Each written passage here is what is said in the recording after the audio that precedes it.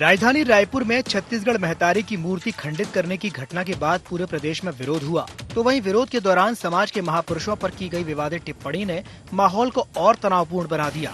इसके कुछ ही समय बाद रायगढ़ में एक युवक के द्वारा गुरु घासीदास बाबा के प्रति अपमानजनक टिप्पणी ने पूरे प्रदेश को आक्रोशित कर दिया। इन घटनाओं को लेकर सतनामी समाज के गुरु और कैबिनेट मंत्री गुरु खुशवंत साहेब का ये कहना है कि छत्तीसगढ़ शांति का टापू है और कुछ असामाजिक तत्व इसे बिगाड़ने की कोशिश कर रहे हैं, लेकिन राज्य में सुशासन है, ऐसा होने नहीं दिया जाएगा।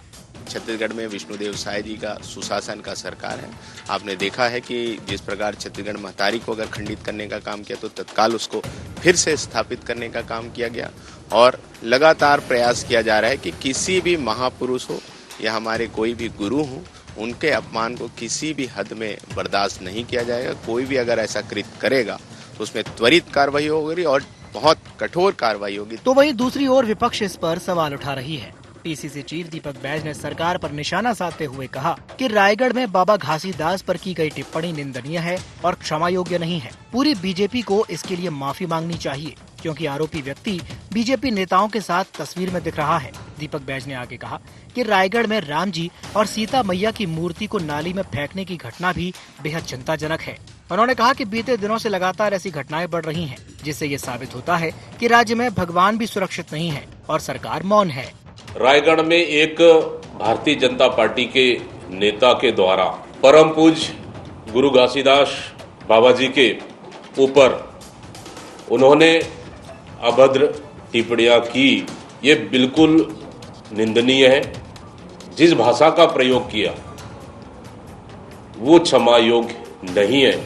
मैं समझता हूं कि भारतीय जनता पार्टी के कार्यकर्ता होने के नाते पूरी भारतीय जनता पार्टी को इस पे माफी मांगना चाहिए। राज्य में लगातार सामने आ रही इन घटनाओं ने सामाजिक सौहार्द और धार्मिक सद्भाव को लेकर गंभीर सवाल खड़े कर दिए हैं। एक ओर सरकार शांति और कानून व्यवस्था बनाए रखने की बात कह रही है, तो दूसरी ओर विपक्ष इन घटनाओं को प्रशासनिक नाकामी बता रहा है। फिलहाल पुलिस ने मामलों में जांच शुरू कर दी है, लेकिन सवाल अब भी वही है कि क्या छत्तीसगढ़ की पहचान शांति और सद्भाव की बनी रहेगी या राजनीति की गर्माहट इसे फिर से जला देगी। रायपुर से गौरव सिंह की रिपोर्ट।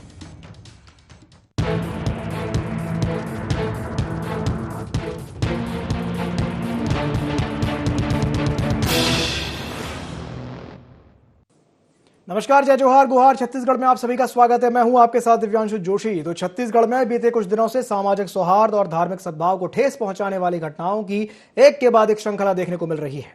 रायपुर से लेकर रायगढ़ तक अलग अलग घटनाओं ने न सिर्फ लोगों की चिंता बढ़ा दी है, बल्कि प्रदेश की सियासत को भी गरमा दिया है, जिसे लेकर एक तरफ सरकार असामाजिक तत्वों पर कार्रवाई की बात कह रही है, तो दूसरी ओर विपक्ष सरकार और कानून व्यवस्था पर सवाल उठा रहा है। इसी विषय को लेकर के आज हम चर्चा करेंगे, लेकिन चर्चा करने से पहले जान लेते हैं क्या है आज के गुहार पॉइंट्स। छत्तीसगढ़ में कौन बिगाड़ रहा सामाजिक सौहार्द? ऐसी घटनाएं सरकार के लिए कितनी बड़ी चुनौती? सामाजिक सौहार्द बिगाड़ने वालों पर कब होगी कार्रवाई? ऐसी घटनाओं पर सियासत कितनी जायज?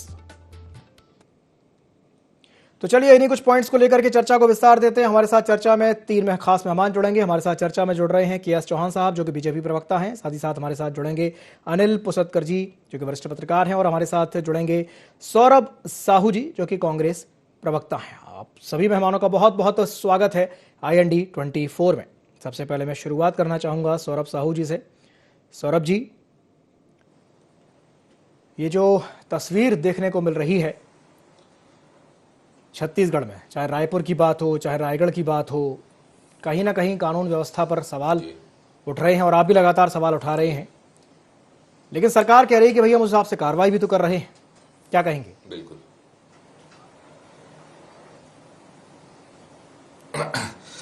देखिए दिव्यांशु जी, मुझे लगता है कि कार्रवाई जो करनी है वो तो बात का मसला होता है। सबसे पहले तो इनको नैतिक जवाबदारी लेनी चाहिए। जिस तरीके से प्रदेश में लगातार पिछले 2 साल में, जब से भारतीय जनता पार्टी की सरकार बनी है, तो जैसा कि आपने भी अपने वक्तव्य में कहा कि लगातार ऐसी 1-2 घटनाओं की बात नहीं है, लगातार इस तरीके की जो घटनाएं हैं वो बढ़ रही है। और मुझे लगता है कि कहीं ना कहीं ये भारतीय जनता पार्टी का बोया हुआ ही फसल है जो अब वो काट रहे हैं, कह लीजिए। क्योंकि भारतीय जनता पार्टी की रणनीति या नीति ही उस तरीके की होती है कि किस तरीके से ये सामाजिक और जातिगत आधार पर ध्रुवीकरण करके अपना राजनीतिक रोटी सेक सके। आप चुनाव के पहले की घटना देख लीजिए बीरमपुर की। मुझे तो तरस आता है कि किस तरीके से भारतीय जनता पार्टी के नेताओं ने बेमेतरा में ईश्वर साहू जी को किस तरीके से बेटे की लाश पर राजनीति करना सिखा दिया। और इस प्रदेश का दुर्भाग्य है कि कहीं ना कहीं भारतीय जनता पार्टी को ये जो ध्रुवीकरण का लाभ मिल जाता है और राजनीतिक लाभ लेकर के आज वो सरकार में बैठे हुए हैं। लेकिन कहीं ना कहीं ये जो पूरी बात है, ये पूरा जो घटनाक्रम पिछले 2 साल से देखने को मिला है, ये इन्हीं का बोया हुआ है। और इसी की वजह से ये जो अशांति है, शांति का टापू कहे जाने वाले छत्तीसगढ़ प्रदेश में ये अशांति जो फैली हुई है, मुझे लगता है कि इसकी पूरी जवाबदारी भारतीय जनता पार्टी की है और उनको इसकी जवाबदारी लेनी चाहिए, क्योंकि उस पर कार्रवाई भी करनी चाहिए।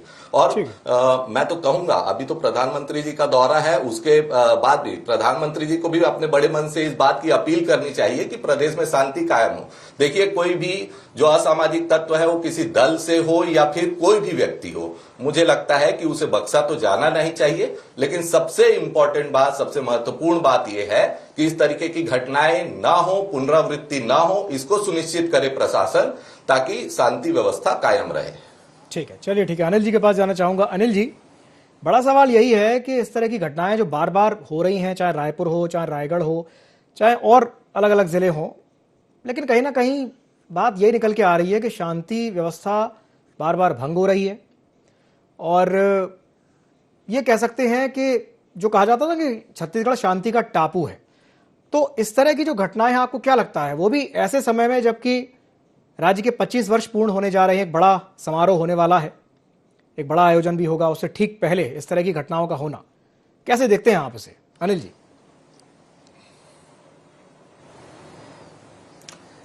नहीं, देखिए दिव्यांशु, ये बहुत दुर्भाग्यजनक घटना है, दोनों तीनों जो भी हुई है, और इसकी जिम्मेदारी निश्चित रूप से सरकार की होती है। हम इससे सरकार ये कहकर बच नहीं सकती कि वो अर्धविक्षिप्त था, वो शराब के नशे में था, वो फलाना था, ये था। आपको इसकी जिम्मेदारी तो लेना ही पड़ेगा। और सौरभ ने कहा भी कि ठीक है, सरकार अब इनकी सरकार में है तो पिछली सरकार में नहीं हुआ, ऐसा नहीं है। उन्होंने जो बीरनपुर की बात बताई, वो भी पिछले सरकार में हुई थी, वो भी उन्हीं की जिम्मेदारी थी और उनको खामियाजा भुगतना पड़ा पिछली सरकार को। अगर वो बीरनपुर की घटना पे उस समय जो सांप्रदायिक सौहार्द और सामाजिक सौहार्द जो बिगड़ रहा था, उस पर सही समय में नियंत्रण पा लेते तो इनके जो कांग्रेस के बहुत बड़े कद्दावर नेता जो है रविंद्र चौबे, वो चुनाव नहीं हारते। खैर, वो पुरानी बात है। लेकिन अभी की भी जो बात है, आज जब हमारे प्रदेश में जब राज्योत्सव होना है, प्रधानमंत्री को कल आना है, उसकी पूर्व संध्या पर जो है, उसके एक दिन पहले इस तरह की जो घटना हो रही है, निश्चित रूप से इसके लिए शासन प्रशासन जिम्मेदार है। आखिर में क्यों ऐसे तत्वों पर पुलिस का भय नहीं है, पुलिस का खौफ क्यों नहीं है प्रदेश में अपराधियों में या असामाजिक तत्वों में या इस तरह के विघ्न संतोषी तत्वों में? रायपुर की घटना को हम मान लेते हैं, चलो विघ्न एक अर्धविक्षिप्त उसने युवक ने किया था, उसके बाद ये जो घटना सामने आ रही है, उसके बाद और कुछ लोग जो बयानबाजी कर रहे हैं, अजीब सा माहौल हो गया, अजीब सा माहौल हो गया। ये एक शांत, मतलब एक तालाब पे आपने पत्थर मार दिया, उसके बाद तो लहरें तो फैलेगी। इसको रोकने की जिम्मेदारी शासन प्रशासन की है और उससे वो बच नहीं सकते। सबसे बड़ी बात यह है, उसके खिलाफ सख्त से सख्त कार्रवाई होना चाहिए, ताकि दोबारा कोई ऐसी हरकत करने का सपने में भी सोच ना सके, क्योंकि ये शांति का टापू है। और ये जो हमारे छत्तीसगढ़ की जो संस्कृति है, जो सद्भावना और जो आपस प्रेम की जो यहाँ की जो संस्कृति है, वो बेमिसाल है। पूरे देश में हर जगह तनाव होता है, लेकिन छत्तीसगढ़ में कोई तनाव नहीं होता। छत्तीसगढ़ में सब लोग मिलजुल कर रहते हैं।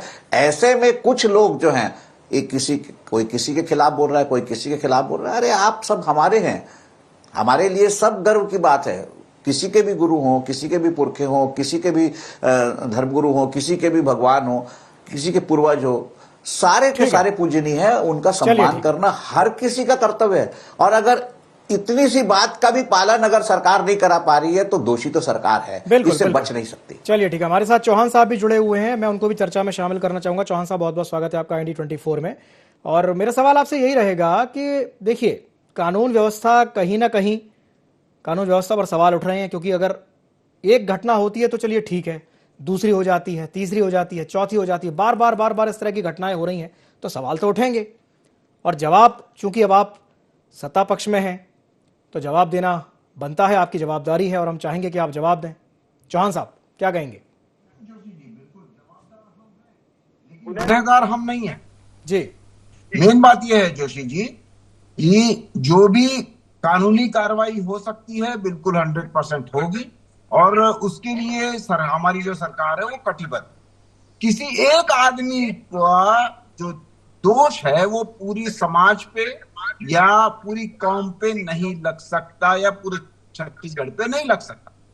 आप मुझे ये बताइए कि क्या भारतीय जनता पार्टी या सरकार, शासन या प्रशासन उनको छूट देती है कि ऐसा कर दिया जाए? ऐसा होता था, भूपेश बघेल की सरकार में ऐसा होता था। जो बीरनपुर की घटना है वो 1 महीना पहले से ऐसी सुगबुगाहट वहां पर हो गई थी। उनके घरों में, अपने घरों में उन्होंने कुछ हथियार और कुछ ऐसी चीजें इकट्ठी करनी चालू कर दी थी जिससे उपद्रव मचा सके। ऐसा कवर्धा में भी हुआ, ऐसा नहीं है कि कवर्धा में नहीं हुआ, लेकिन वहां पर छूट दी गई। उसके कारण ही कवर्धा और बीरनपुर जल उठा। उसके बाद हम आ जाते हैं हमारी सरकार में। हमारी सरकार में जो बलौदा बाजार की घटना होती है वो उसमें इनके विधायक का हाथ आता है और वो 7 महीने जेल में भी होके आते हैं और उनको पुरस्कृत कर दिया जाता है, उनको राष्ट्रीय सचिव बना दिया जाता है कांग्रेस पार्टी का। और उसके बाद सूरजपुर की घटना होती है, उसमें भी कांग्रेसी पदाधिकारी आता है। लेकिन उसके बाद ऐसा क्यों होता है कि जितने भी अपराध हैं उसमें कहीं ना कहीं कांग्रेस के कार्यकर्ता या पदाधिकारी या कहीं ना कहीं कांग्रेस का प्रत्यक्ष या अप्रत्यक्ष रूप से हाथ रहता है। लेकिन उसके लिए, यहाँ के कानून व्यवस्था के लिए हम जिम्मेदार हैं, लेकिन गुनहगार नहीं है। मैंने फिर बोला आपको, कड़ी से कड़ी कार्रवाई होगी। जिसने भी संविधान या कानून को भंग किया है, जिसने भी सौहार्दपूर्ण छत्तीसगढ़ के सौहार्द को भंग किया है, उसके ऊपर कड़ी से कड़ी कार्रवाई होगी। अब मैं ये बता दूं कि आज का छत्तीसगढ़ सिर्फ भोली भाली जनता नहीं है, जागरूक जनता। आज का छत्तीसगढ़ जो है वो सौहार्द नहीं बल्कि जागरूक छत्तीसगढ़ है। जागरूक छत्तीसगढ़ है, इसी वजह से हम बोल सकते हैं कि ये नकारात्मक चीजें जो फैला रहे हैं या नफरत की राजनीति जो कर रहे हैं या अपना उल्लू सीधा करने के लिए, अपनी रोटियां सेकने के लिए ये लोग जो नकारात्मक चीजें कर रहे हैं, वो अब नकारात्मक चीजें जनता नहीं सहेगी। क्योंकि जनता से पार्टी होती है, जनता से शासन और प्रशासन होता है, ना कि शासन और प्रशासन से जनता होती है। आज जनता ये देखती है कि हमारे लिए कौन सही है, कौन उचित है, उसके हिसाब से ही वो काम करती है। मैं ये पूछना चाहता हूं, क्या खालिस्तानी जब पंजाब में थे तो क्या हुआ? और उसके बाद आप राज ठाकरे की बात बोल दीजिए महाराष्ट्र, और उसके बाद यहाँ पर जो अमित बघेल बोलता है या अमित जोगी बोलता है, जो ये नफरत की राजनीति करते हैं या कांग्रेस पार्टी नफरत की राजनीति करती है और इनके पास मुद्दे नहीं है और भड़काने की कोशिश करती है। ऑब्जेक्शन से नहीं देश चलता है, सजेशन से चलता है। आप ऑब्जेक्शन ही करते रहेंगे तो ऐसा कुछ नहीं होगा। मेन बात यह है जोशी जी कि भारतीय जनता पार्टी बहुत संवेदनशील है और जब से भारतीय जनता पार्टी आई है, आप नक्सलियों का देख लीजिए, आप यहां पर देख लीजिए कि FIR लगभग 11% कम हो रही है, अपराध कम हुए हैं। ये मैं नहीं बोलता हूं, ये आंकड़े बोलते हैं। क्यों 11% कम हुए? क्यों नक्सली जो 5 सालों में आप नहीं कर पाए, हमने 2 साल में कर दिखाया। 450 से ऊपर नक्सली मार दिए और 1550 से ऊपर गिरफ्तार हो गए और 1750 से ऊपर उन्होंने आत्मसमर्पण कर दिया है। 100 से ऊपर मुठभेड़ हो गई है। क्यों? क्योंकि हमारी भारतीय जनता पार्टी की सरकार संवेदनशील है। हमने जो कमांड की है, मैं मानता हूं कि कुछ घटनाएं हुई हैं, लेकिन आप ये नहीं बोल सकते कि अपराध बढ़े हैं या घटनाएं बढ़ी हैं। घटनाएं तो हमने देखी है, जैसे मैंने आपको पहले ही बोला कि कवर्धा में और बीरनपुर में हमारा जो, और वो तो छोड़ दीजिए, आप पूरे देश का भी अगर देख लें कि 2014 के बाद जब से मोदी सरकार आई है, कब से कौन सी बड़ी घटनाएं हुई है, कौन से दंगे हो गए? दंगे रुक गए हैं, दंगे रुक गए हैं। ये है भारतीय जनता पार्टी की सरकार। आपने तो 5 साल में आपने भ्रष्टाचार और दंगे के अलावा और कुछ किया ही नहीं। 2 साल आपने क्या किया? नंगा राज चौहान साहब, यहाँ पर चौहान साहब माफ कीजिएगा, आपको इंटरप्ट कर रहा हूं। आपने कहा कि 2014 के बाद कोई बड़ी घटना नहीं हुई है। अगर 2014 के बाद कोई बड़ी घटना नहीं हुई है तो जो पहलगाम में हुआ वो क्या था? मैं चाहूंगा कि आप उस पर भी एक छोटी सी टिप्पणी कर दें। अच्छी बात, बहुत अच्छी बात है। आप 2014 के पहले की घटना देख लीजिए ना।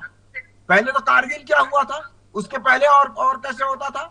हम 1965 की लड़ाई भूल गए, कारगिल की लड़ाई भूल गए और दूसरी लड़ाई भूल गए। बिल्कुल नहीं भूले हैं, बिल्कुल नहीं भूले हैं जोशी जी। कबूतर नहीं छोड़ते, हम शेर छोड़ते हैं। और शेर अगर वहां पर रह जाए, पहलगाम के लिए नेहरू जी जिम्मेदार थे। चौहान जी, ये आप यही कहेंगे अब? नहीं, बात वही है कि भाई आपने ये कहा कि 2014 के बाद कोई बड़ी घटना नहीं हुई है। ये कहा गया था। ये क्या बोल रहा हूँ जी?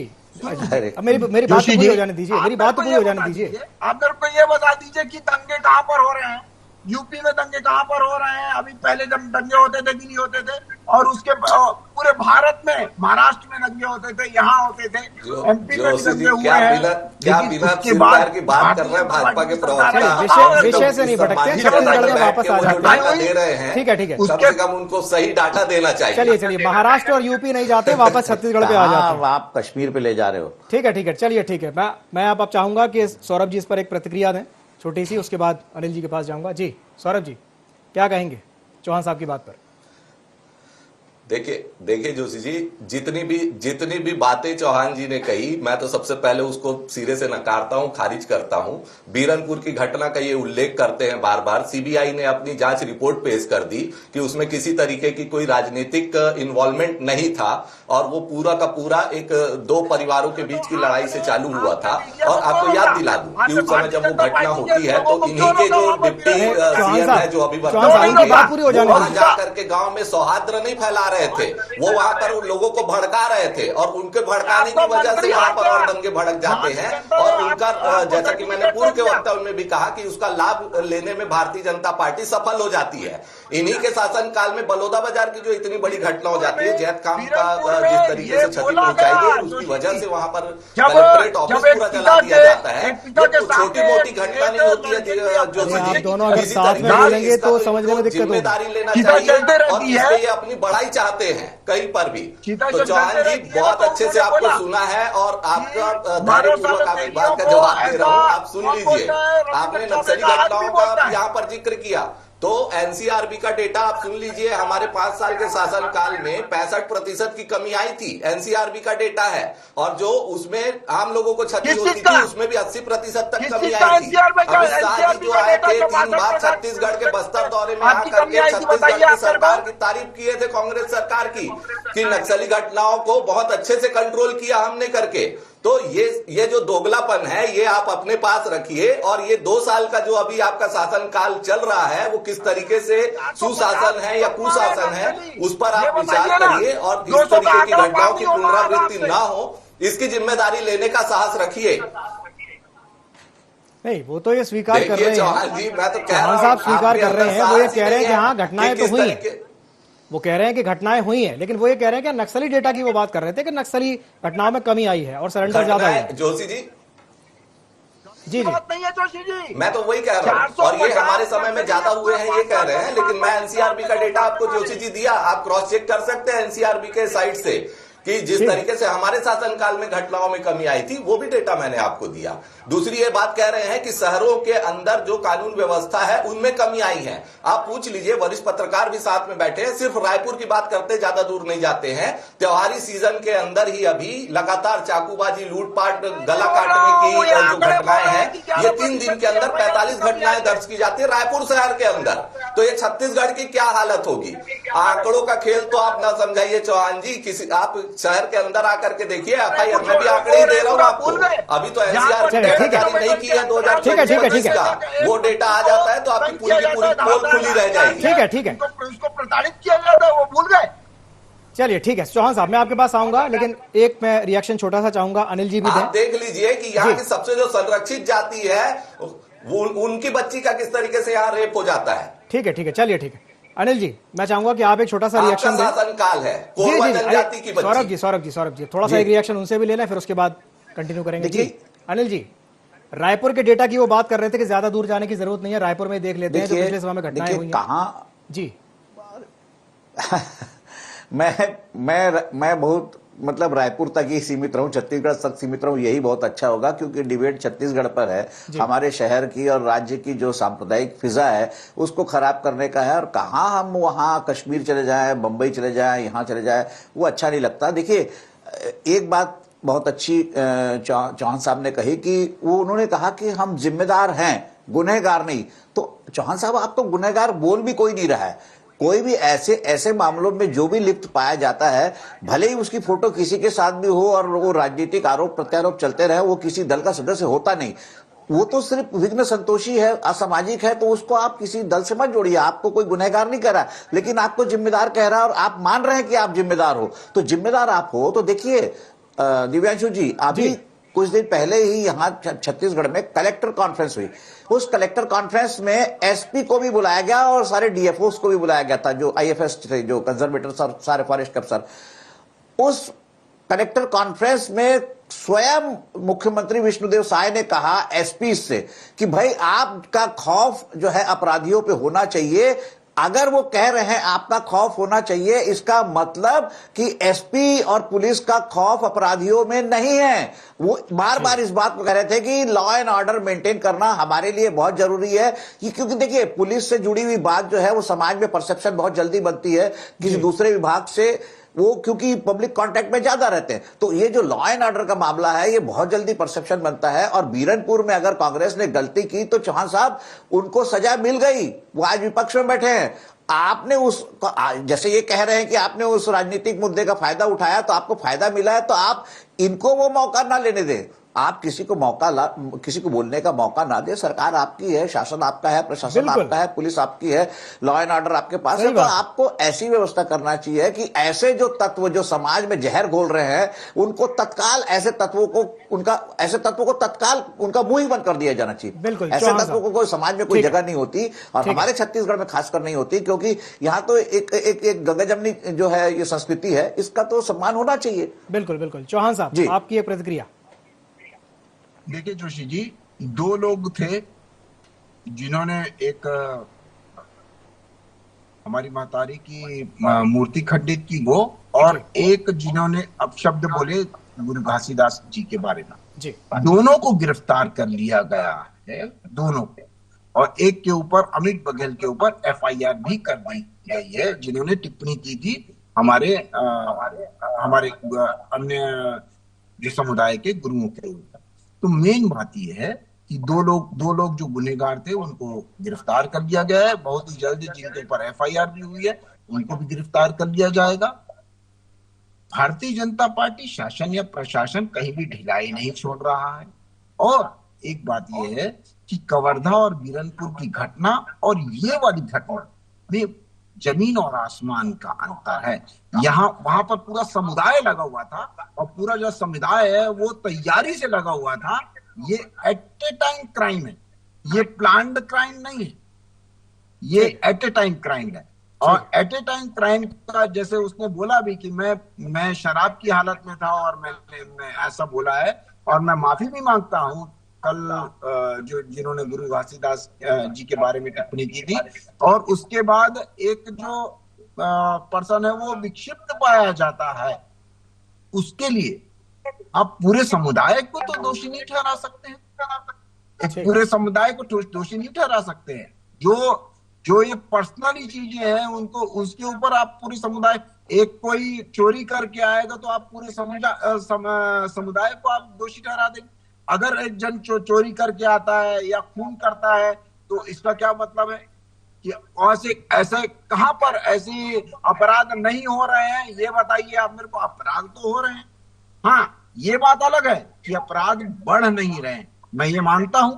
और जो मुख्यमंत्री जी ने बोला है इस संदर्भ में कि हमारे को कड़काई से पालन करना चाहिए, तो वो अपनी व्यवस्था को और सुव्यवस्थित करने की बात कर रहे हैं। अगर आपको 80% आते हैं तो 90% आना चाहिए। बिल्कुल। और ज्यादा कड़काई से और ज्यादा सख्ती से आपको काम करना चाहिए। ये उनकी मंशा थी और यही इम्प्लीमेंटेशन किया गया है। क्योंकि और अभी हमारे ये साथी प्रवक्ता बोल रहे थे कि कुकर्म होते हैं, तो जब भूपेश बघेल की सरकार थी तो एनसीआरबी की रिपोर्ट ये बोलती थी ठीक है। कि हम पूरे भारत में पहले नंबर पे थे कि चलिए, दलित ठीक। महिलाओं के साथ कुकर्म करने वाला प्रदेश, ये छत्तीसगढ़ पहले स्थान पे था भूपेश बघेल की सरकार में। आपको ये भूलना नहीं चाहिए। और ये कोई साथी और चलिए। कोई भारतीय जनता ठीक पार्टी है। का प्रवक्ता ठीक है, नहीं चौहान बोल रहा साहब। है। बिल्कुल ये खंडन कर रहे हैं। आपके पास रिपोर्ट एनसीआरबी बोल का ही रही थी। डेटा है, तो आप और ठीक है, हमने चलिए, ठीक है, बिहार चौहान को साहब, पीछे छोड़ दिया सौरभ जी, था। कुछ भी बोलने से नहीं होगा। चलिए, ठीक है, समय की बाध्यता के चलते जी जी जी समय की बाध्यता है, मुझे चर्चा को समाप्त करना पड़ेगा। राज्योत्सव की पूर्व संध्या पर आप तीनों मेहमानों को बहुत बहुत बधाई हो, बहुत बहुत शुभकामनाएं छत्तीसगढ़ दिवस की। तो बात निकल कर यही आ रही है कि छत्तीसगढ़ को अगर और बेहतर बनना है, और बेहतर प्रदेश बनाना है, तो कानून व्यवस्था को थोड़ा सा दुरुस्त करना होगा, अपराधों पर लगाम लगानी पड़ेगी। गुहार छत्तीसगढ़ में फिलहाल के लिए इतना ही। मुझे दीजिए इजाजत और आप बने रहिए ID24 के साथ। नमस्कार।